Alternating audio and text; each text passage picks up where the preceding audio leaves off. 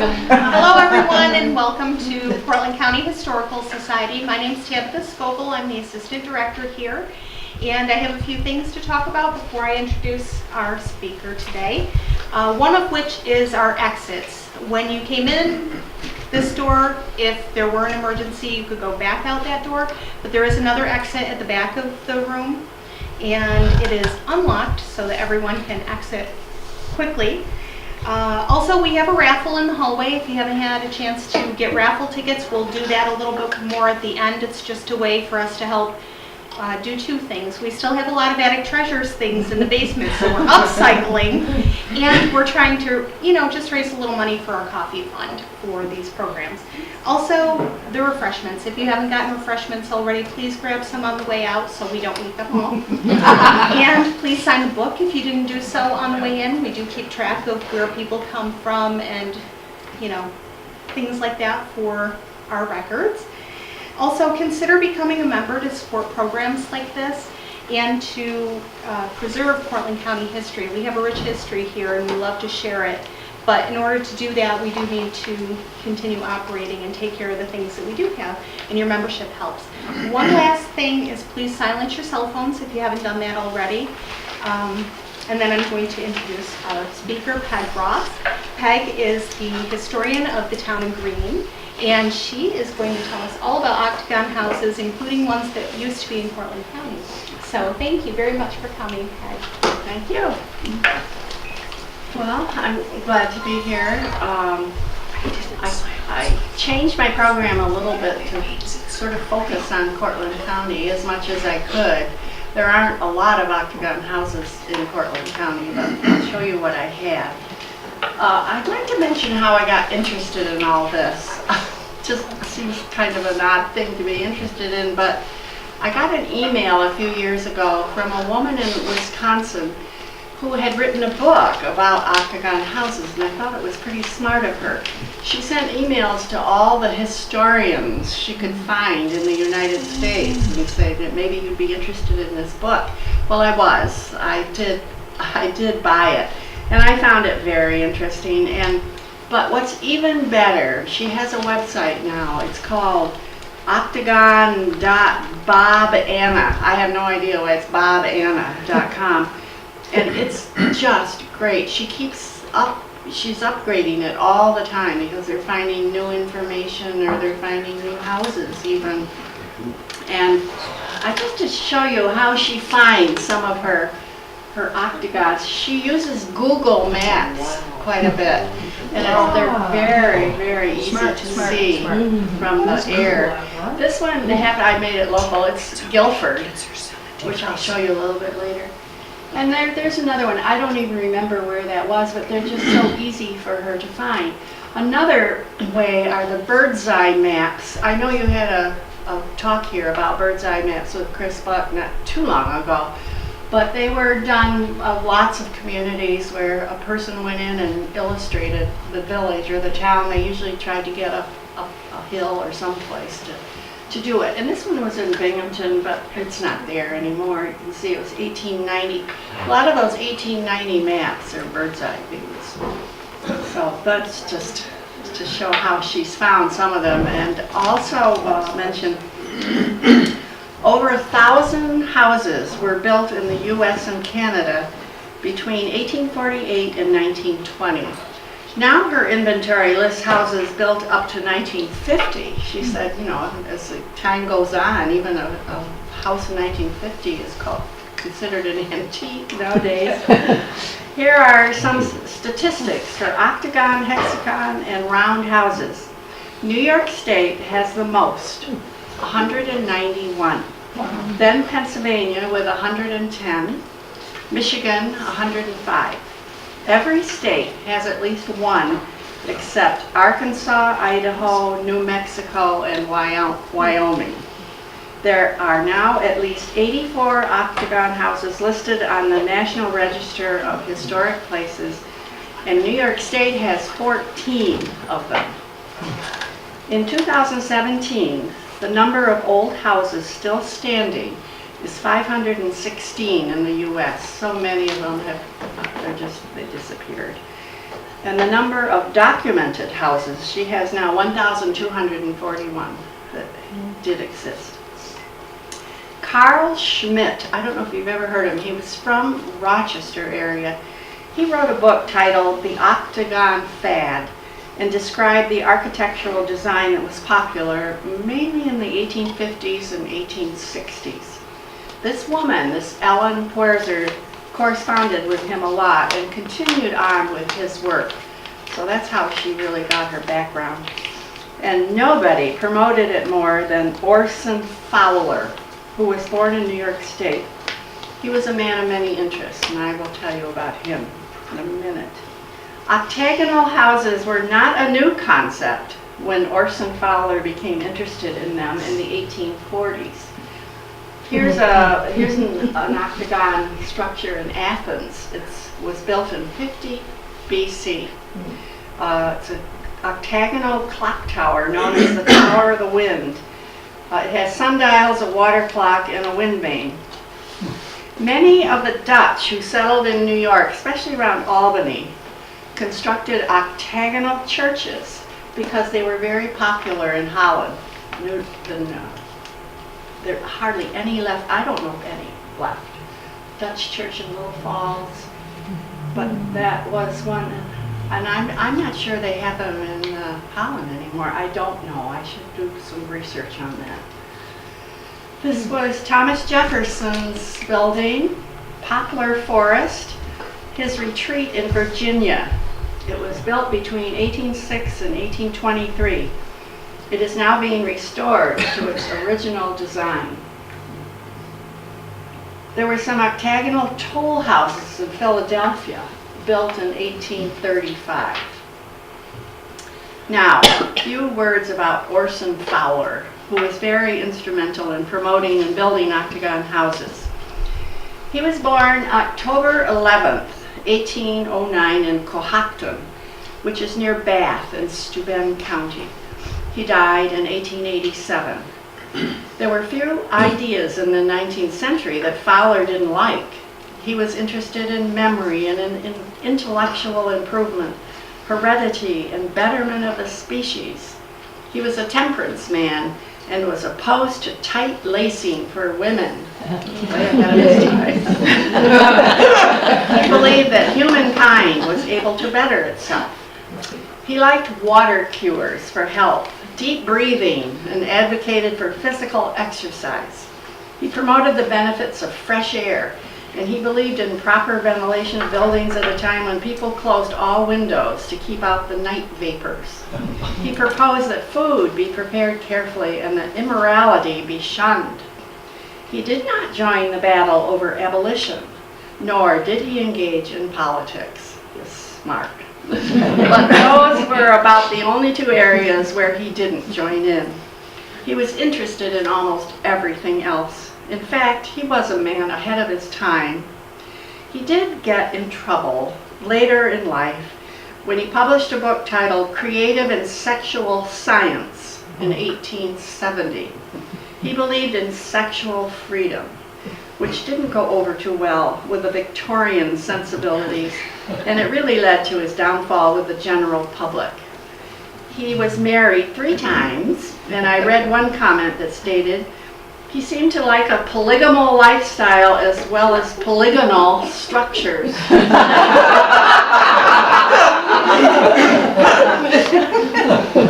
He's remembered, he was really quite a good-looking man. He's remembered mainly for 2 interests: his promotion of the pseudoscience of phrenology and as an advocate for octagonal buildings. At Amherst College, he heard an Austrian doctor speak about analyzing character by an examination of the cranium.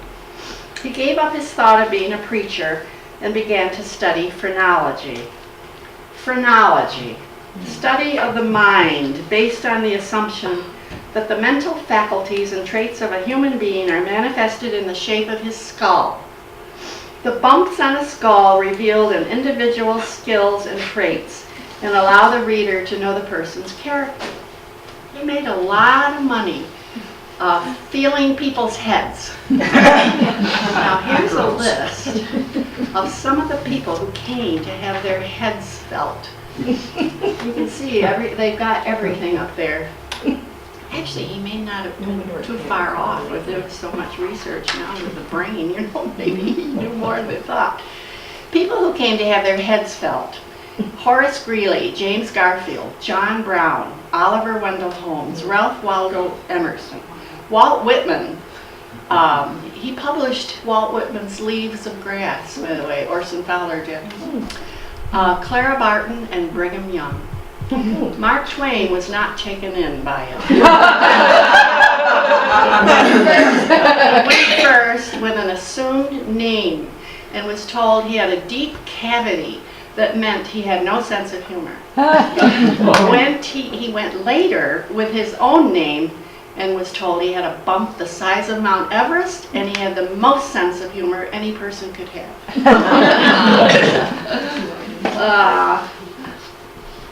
Okay, let's see.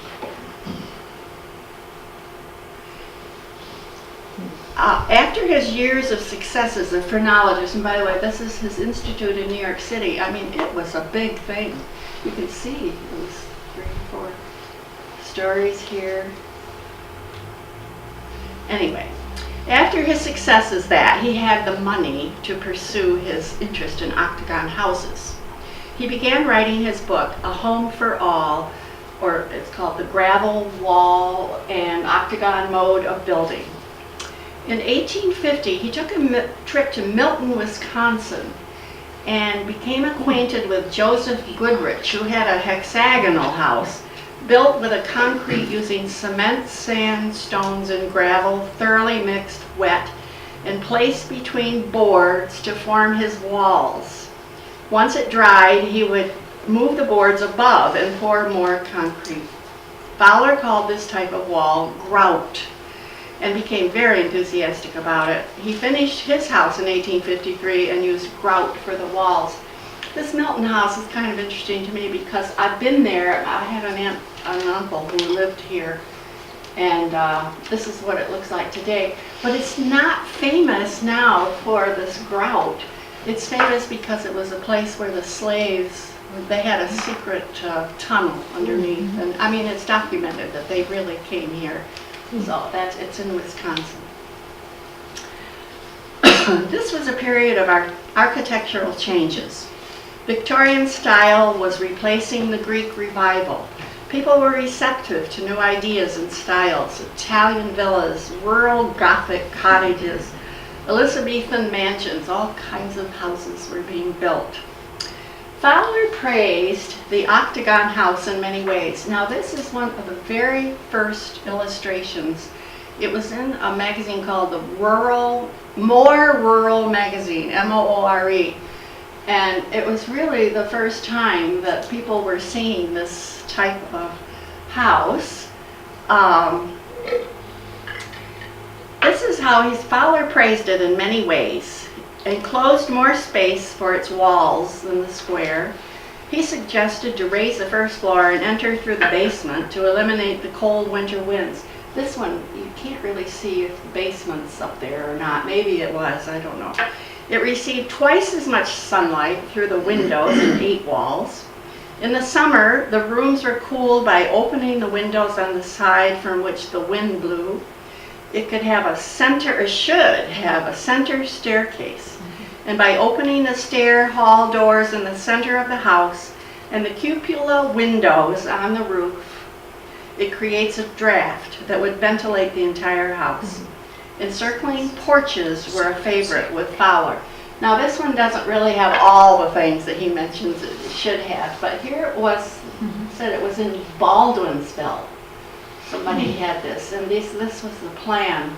You can see pretty open, 1, 2, 3, 4, 5, 6, and they're all just rooms, parlor, sitting, dining room. And notice in the corners there, these little things, those were closets, and they were all triangular. And up in the second floor too, those were the closets. This did not have a circular staircase, this particular plan. But that, in the 16 there, would be open up to the cupola. But that's the plan of that one. This one, the staircase was here. I think 9 was supposed to be the kitchen, wasn't it? I can't remember. Pantry? Pantry. Yeah. Kitchen, well, one of those was the kitchen. 16 feet they were. But you can see the rooms themselves were mostly rectangular. Anyway, that was the first thing. This is Orson Fowler's house. He built this in Fishkill, New York. I have a little description. I won't read the whole thing, but it must have been something to see this. The house stood 80 feet tall and consisted of 3 stories and a basement that was almost wholly above ground. Now that one is, isn't it? The ground floor featured 4 large rooms which surrounded a central staircase. Fitted with folding doors, any 2 rooms could be joined. There's a real photograph of it. To provide, 2 rooms could be joined to provide a 39 by 44 foot space. And if a larger area was needed, all 4 rooms could convert into one large hall that would accommodate 200 people. Those 4 middle ones there. The 20-foot high, 21-foot diameter cupola with a glass top that topped the house offered views of the Catskill Mountains. He didn't live here very long, and he soon opened the house to boarders. And just before the start of the Civil War, when military schools were being established, the house was leased and filled with military students. In 1861 and 1862, the boys marched to the village in full uniform to entertain locals. In 1863, he left here and relocated to Massachusetts. The Octagon house passed through several owners over the next 20 years. And you don't have to read this, but it was the idea, it was near the end. It was taken over by young people. It was deserted, abandoned. And it said the young people held high carnival in the deserted rooms. The old building was illuminated from turret to foundation and presented a picture as grand as it was unusual. Dancing was kept up. I can imagine if it was filled with teenagers, whatever. And then the next little news item. Nearly a dozen dynamite cartridges were used to cause the large stone walls of the building to sway and fall. And you see 1897 was gone. So that's Orson Fowler, a very interesting man, I must say. Very few octagonal houses were built that followed all the recommendations of Fowler. The idea of the entrance in the basement is rarely found, and also the kitchen in the basement was not followed much. Some houses were encircled with a 1-story porch, but very few had 2. Most had a porch around 3 of the sides and a rear porch around 1 side. Less than 50% had a central stair hall. Many houses were small, with sides less than 16 feet, so a central stair hall was not practical. Most of the octagons were simple houses. None had elaborate entrances. Often simple sawed wood brackets support the overhanging cornice. Now this is just a school, Dryden, maybe you know this, I don't know if you've seen it. Brick. There's a few schoolhouses that were octagonal. Here's one, my husband and I went down here to see this New Canaan, Pennsylvania. It's out in the boondocks, and they don't know what to do with it. But it's so pretty. It's not on the historic register, anything. They don't, I see the paperwork. They tried to get it on the historical register, but it isn't yet. This is a plan of a schoolhouse, and I think it's very bad because the benches there that are next to the windows, they face out. So, and poor people that sat on one side where the window isn't, it doesn't seem right. And then the interior rows, they face in. So that would be all right, but the teachers and the stove in the front. This is a much better layout for a school. This is one of the designs made. This church, it's good. I would think that would work out quite well for a church. Now, those are just some of the schools and the churches. I know the most about Shenango County, so I'm going to go through these very quickly. Shenango County has 9. Actually, it has 10 if I count the real modern one that I found. But the only other county, I looked through her book, the only other county that has more is Onondaga. They have a lot. But this is in green. This is the oldest picture we have of it, 1868. We don't really know when it was built, but 1850s, 1860s, definitely. This is when it was white, and now it's green or blue, and it's a cheese trap, and it's for sale. If anyone would like to buy it, I'm sure they'd love to sell it. It's nice. It's been added on things. This is a really nice picture that I like. I found this and I couldn't believe it when I saw it. I think it was on eBay, but I thought, what is that? What is this thing here? Well, it's the Shenango Canal going through Green. And this is the aqueduct across the Shenango River, and it came over here. This is the main drag, North Shenango Street, and then it came over here, and there's the canal going right up, and this is the road, Route 12 to Norwich up there. So this is looking north. I've never seen it. I've never seen it since. Anyway, this is a stereopticon or stereograph, they call it. I just took the one side of it. But there's the Octagon. And they call them inkwells sometimes. So that's a neat picture. Thought it was. Now, bird's eye view of Green. This is interesting. Here is where This is where the library is now. If you know Green at all, Genesee Street's the main street up here, and this is Moore Memorial Library, which this house was moved down, way down here, and this became the Raymond Manor for the Raymond Corporation. It's no longer in existence. But looking at this picture, Ellen was looking at it, this lady who wrote the book. She said, "What's that octagon?" I said, "I have no idea. I did not know that existed in Green." Said, "I don't know." Well, here's a Sanborn map. You know the Sanborn maps were made for fire insurance? Yep. And this one is 1897. And this is where the library is. It hadn't been built yet. It was built in 1903. And look at that. And it says on it, I figured out, hen hole, H-O. Hen house. Oh, the chicken house in Green, and didn't know it. And I found out after this, I read they're very, very good for a chicken house with all the sides and the windows and the ventilation. And quite a few chicken houses were octagonal. Norwich, very nice one, brick. I know that. Coventry. Built 1860 by the Phillips family were very well to do. Got a lot of ginger. They were, yeah, this one does. Unfortunately, this is what it looks like today. And the lady that owns this would just love to sell this place. I guess they're hard to maintain. I don't know, but it's not in good condition at all. Excuse me, but would you go back? That's a unique way they got for that side, The door. side door, Yes.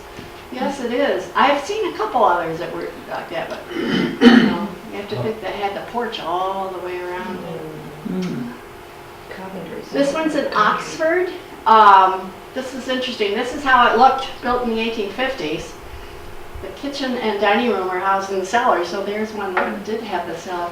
But this has been changed so much. There it is in the bird's eye, which is about the same. But this is what it looks like now. They took off the cupola and they raised it up, so it would be like the 2 floors there. And it says after 1910 this was done. This is the other, I'm just looking there, Vicki. Is that the same as this one? I have to, Go back one more to the. I think I got to take that other bird's eye out. This is the other bird's eye view of the other house in Oxford. Oxford has two, and this one still has the 2 floors. No, I think that bird's eye, I gotta get out of there. And the Lindsley House near Lime Kiln. You want to tell about that, please? Just that he was a Civil War soldier, and when he came home, he started a lime mill, or a lime kiln there, and it wasn't very far from the canal, and he built this house, and people were upset because when they were finished with making the lime, they would have this massive pile, so they put it in the house and used it as part of the grout in the house, and that's how they got rid of some of it. Nice. South Otselic. Now, South Otselic is a tiny place. They have 2. They have 2.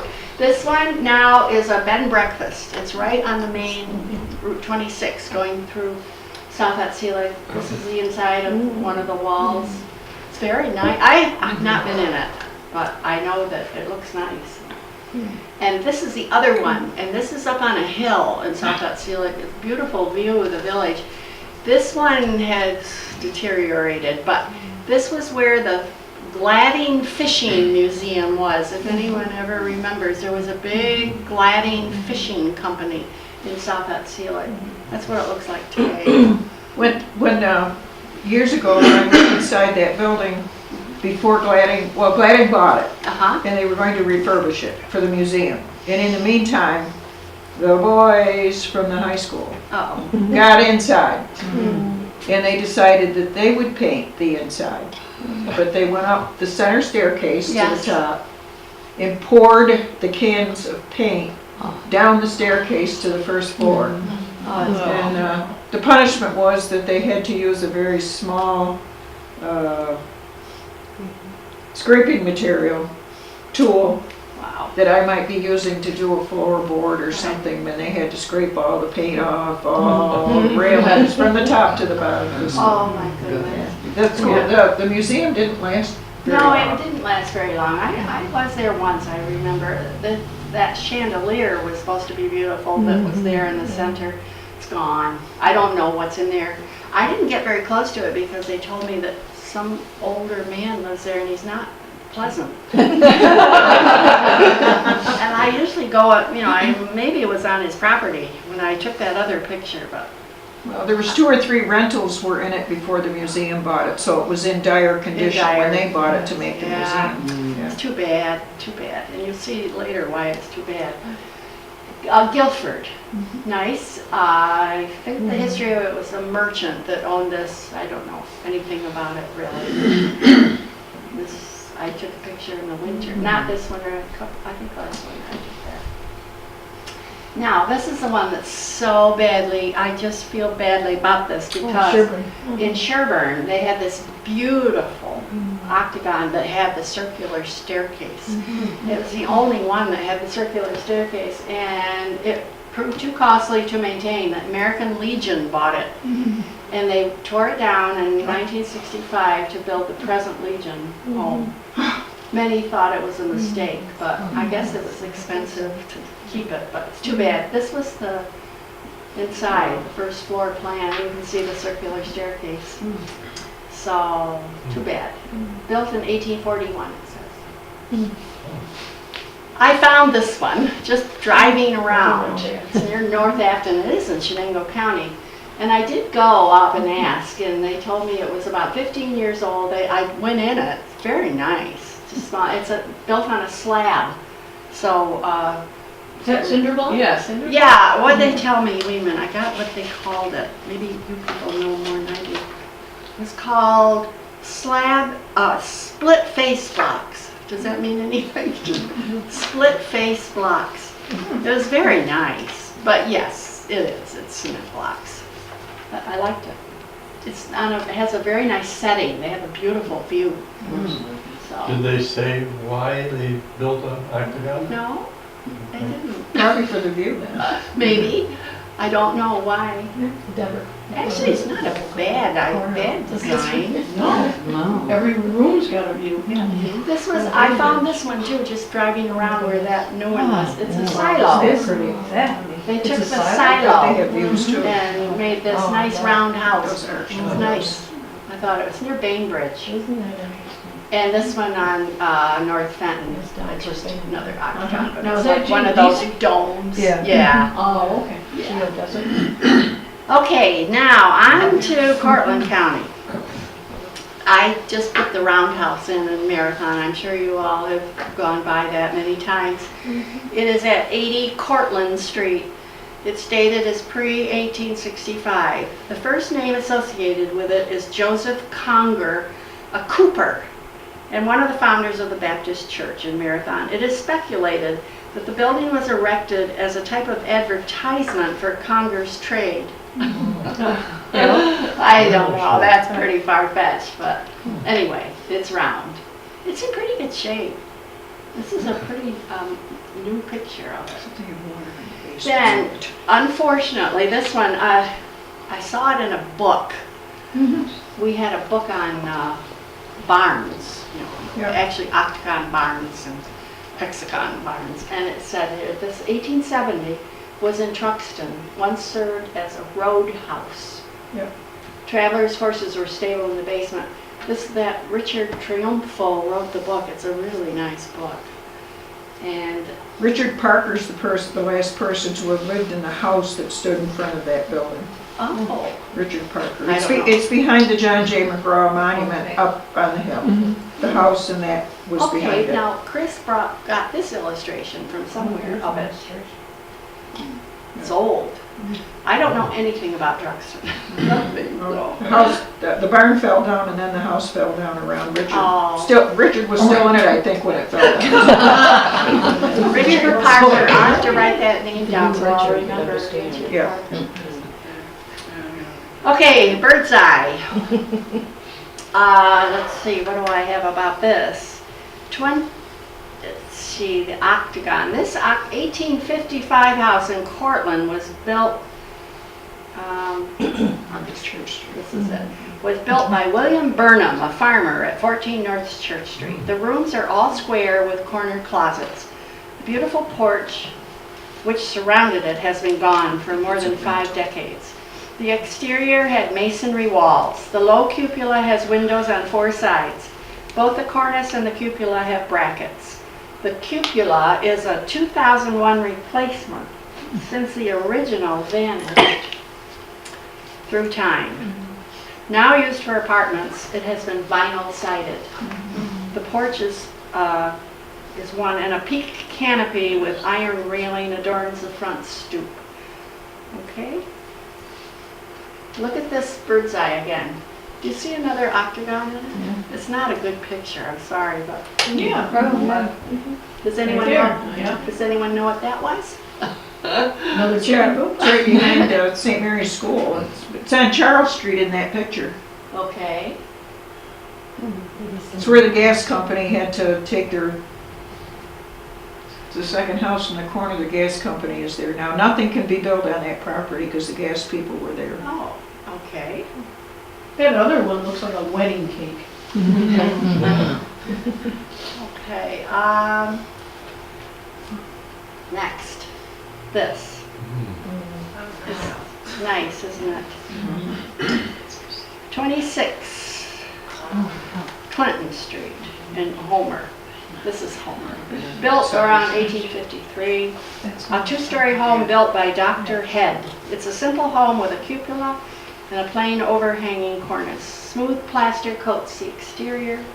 An old photo shows a porch on the front wall with round posts, a simple balustrade and gallery on the second floor. Recently restored, the porch is similar to the original, though lacking the second floor gallery. The double doors, though, are still there. Yes. It has an enclosed cupola with 1 window per side. And there's a vertical, and then I think this is so attractive.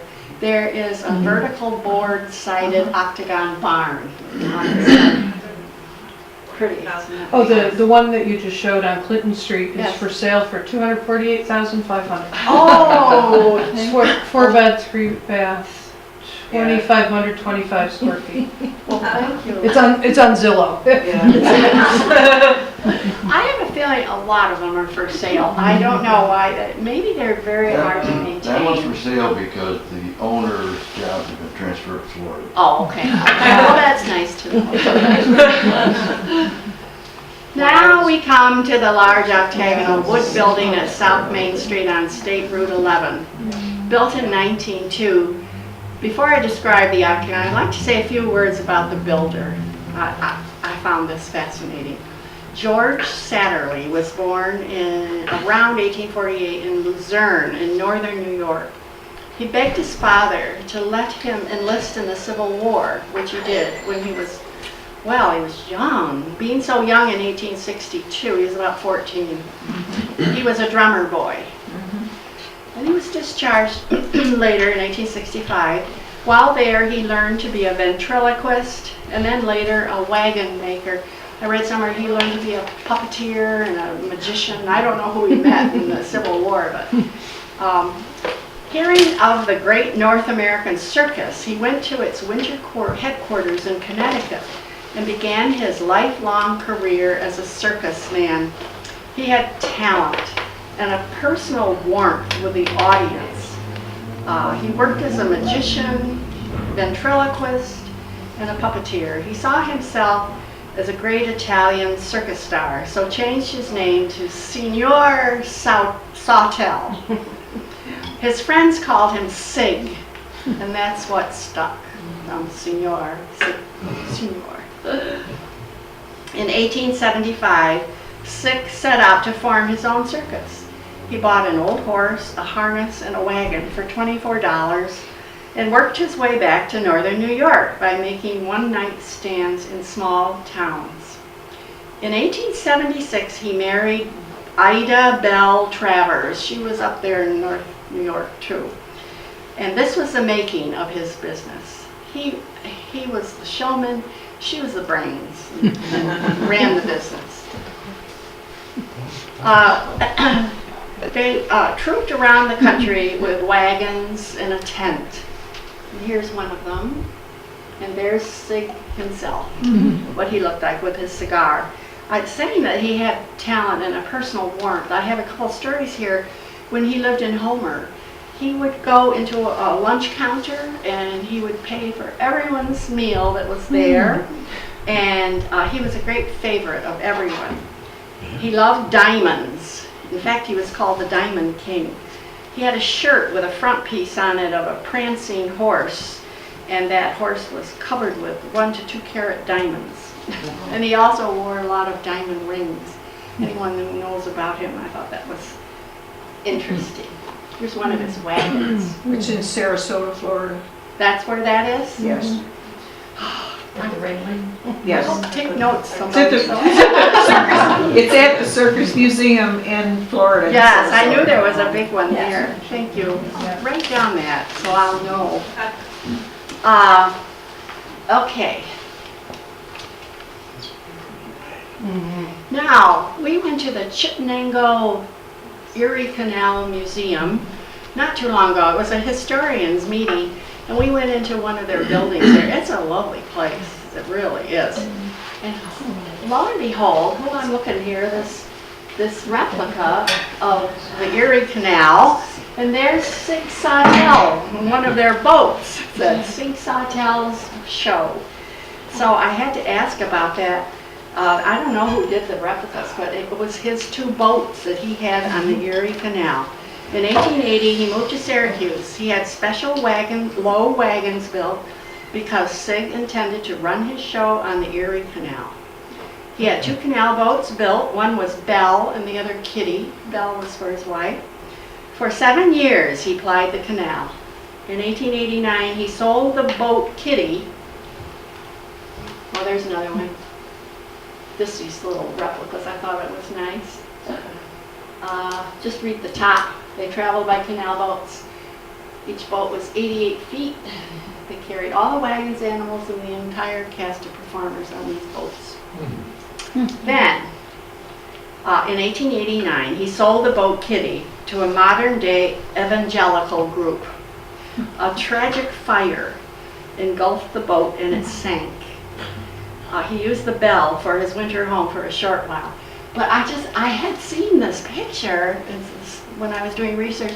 It meant nothing to me, but then when I read this, it was an evangelical group, and see, it says, good news, with rescue lifeboat, good news, that was the evangelical boat. And it sank in the canal. That tell you something? Of course, the canal wasn't that deep, but it ruined it, I'm sure. So. Hey, Yes. excuse me, but this is SAUTELLE, Sawtell, Uh-huh. but there was also a travel agency in Binghamton. Yes. Oh, I remember, that was SAW. SAW. Yeah. Was I don't know if it was yeah. any relation or not. Sawtell, that you're right. Yeah. I don't know. And didn't you say earlier on something about Satterley? Yeah, he changed his name. so Changed his name, His name yeah. was Satterley. That didn't sound good enough. I worked with some Satterleys in Binghamton. Oh, well, maybe he was related to them, Maybe. more so than Sawtell. Okay, now these are fun. Hotel. DeRuyter, he decided after Syracuse he would move to DeRuyter. And he did, and he bought a hotel there.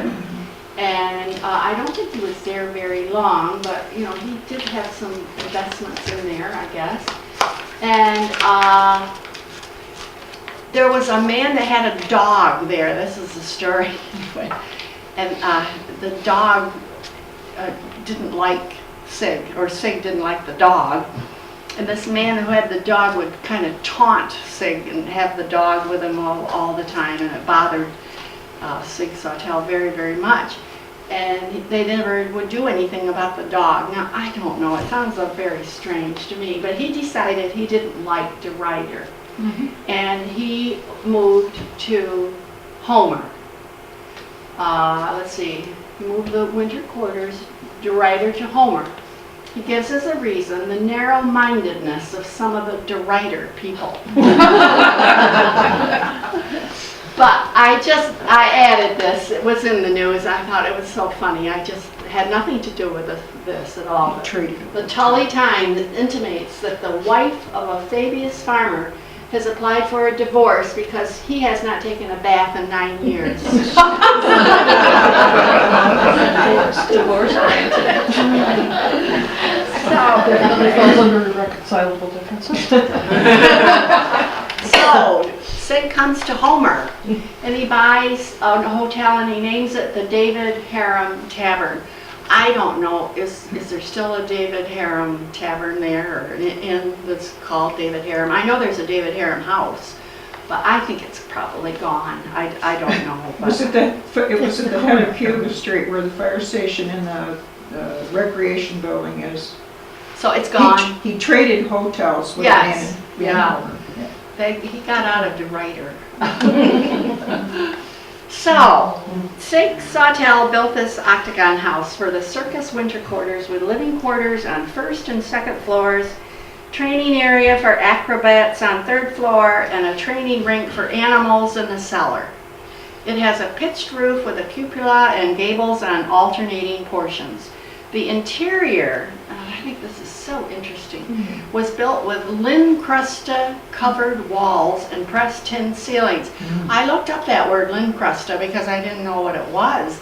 And there is still a company in England called Lincrusta, and it's wallpaper that's embossed. It's like people that made linoleum. They have it at the 1890 house on the second floor on the walls as you go up the stairs. Very expensive. Expensive. And that's all wallpaper there on the sides. Here's another one. I'm wondering if that's still there. Yes. Is it?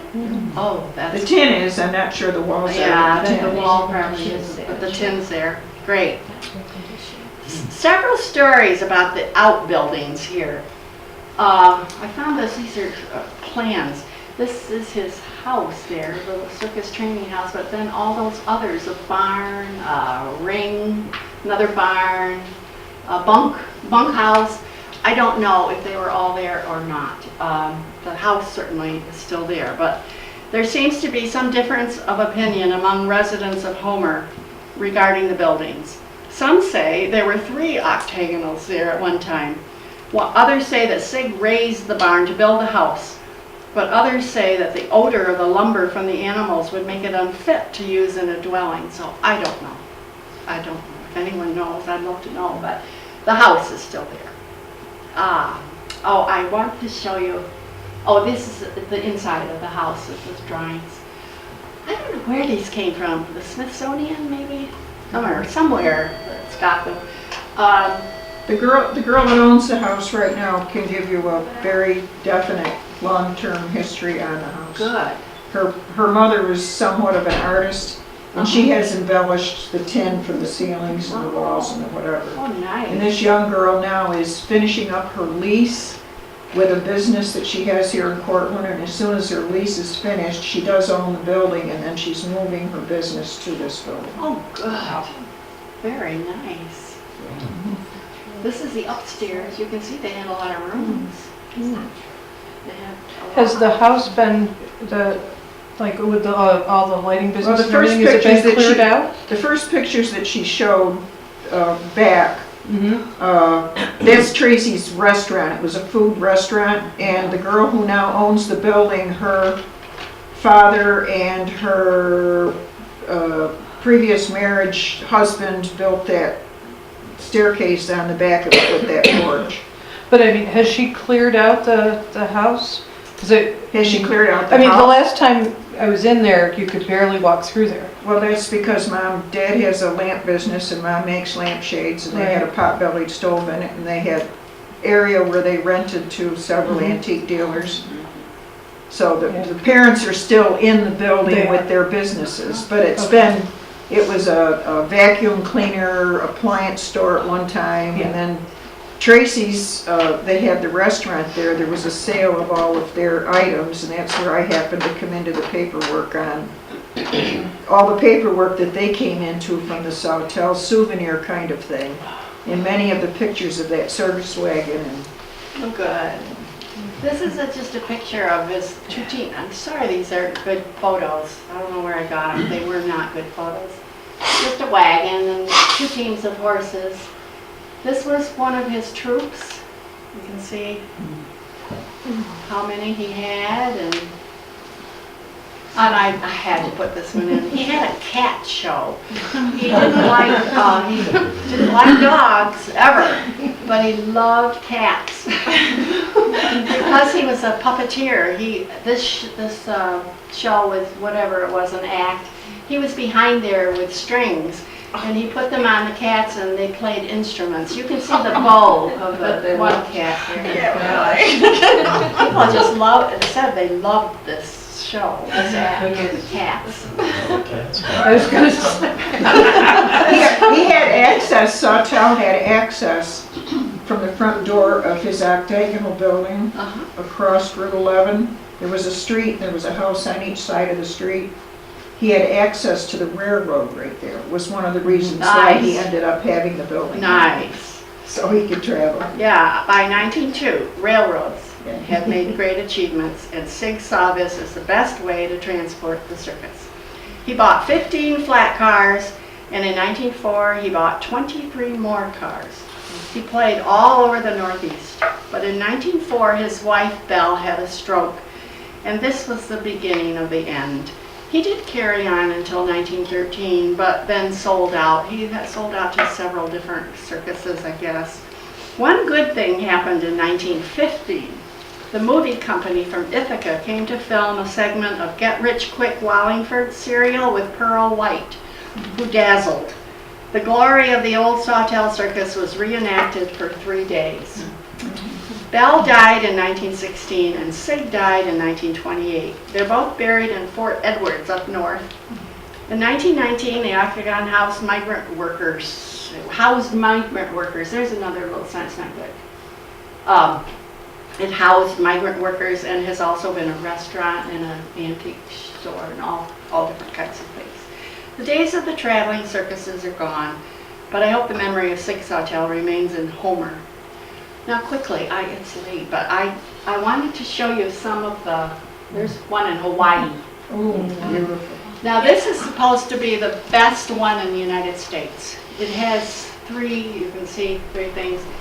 Those porches that said they were rebuilt in '78 for $50,000, they rotted again and somebody replaced them. So this is the circular staircase in that house. Yeah. Nuts Folly in Natchez, Mississippi. I would love to go here. It's the biggest one in the US, but it was never finished because the Civil War came when they were working on it, and all the workers went to war, and Mr. Nutt went bankrupt. I can't remember what his business was, but you know, the Civil War made it was gone. So it's never been finished. But people go just to see the grandeur of the outside, and this would be the circular staircase in the cupola, never finished. But the family did live in the basement here for years and years. I think it was not till 1970 that one of the historical or the garden club or something bought the building, and now it's open for tourists. Now, these are the 14 historic New York State historic register houses. I'll go through them, just go through them very quickly. Catskill. This is the staircase there. I think that's so beautiful. It's not circular, but it's the center of the house.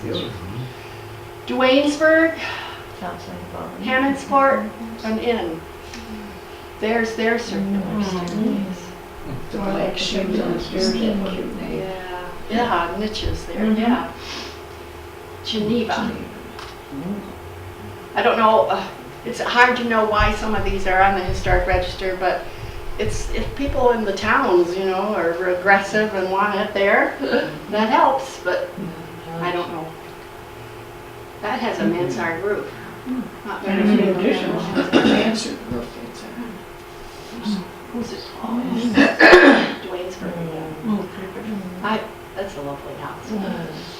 There, South Osceola, that house that's falling down is on the historic register.